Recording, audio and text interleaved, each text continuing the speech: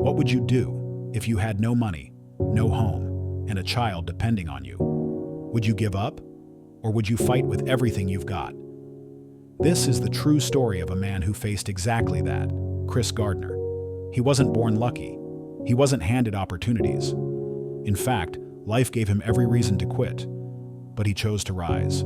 Chris was born in Milwaukee, Wisconsin, in 1954. His childhood was scarred by poverty, domestic abuse, and a violent stepfather. He saw his mother arrested, lived in foster homes, and grew up in an environment where survival came before dreams.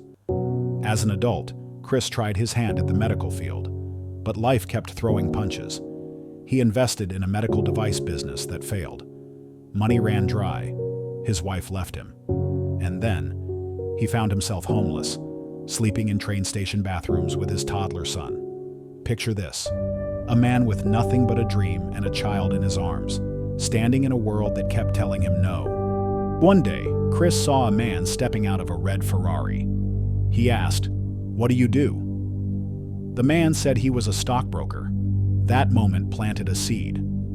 Chris, with no college degree and no experience, fought his way into a competitive unpaid internship at Dean Witter Reynolds. Every day, he made 200 cold calls, worked longer and harder than anyone else, then spent nights searching for shelter. Despite the chaos, he never gave up. He held on to one thing: his son. He refused to let his boy become another victim of the streets. That purpose kept him going. After months of relentless effort, Chris Gardner finally got the job. He was hired full-time. That day, he had just $20 in his pocket. From there, his life took off. He went on to found his own brokerage firm, Gardner Rich & Company, and eventually became a self-made millionaire. But more importantly, he became a father who broke the cycle, a man who turned pain into power. His memoir, The Pursuit of Happiness, was later adapted into a Hollywood film starring Will Smith. But the real story? It's even more inspiring than the movie.